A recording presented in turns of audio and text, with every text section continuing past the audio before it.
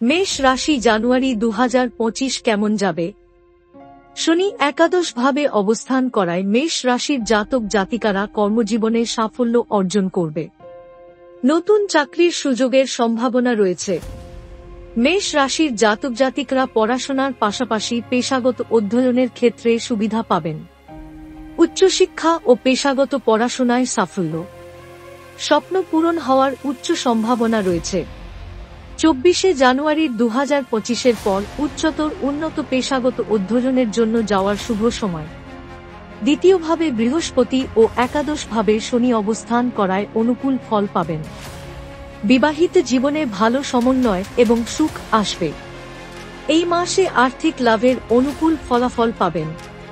এই মাসে স্বাস্থ্য সংক্রান্ত কোনো বড় সমস্যার সম্মুখীন হতে হবে না। দ্বাদশ ভাবে অবস্থিত রাহুর কারণে ঘুম সংক্রান্ত সমস্যা ও হজম সংক্রান্ত সমস্যার সম্মুখীন হতে হবে।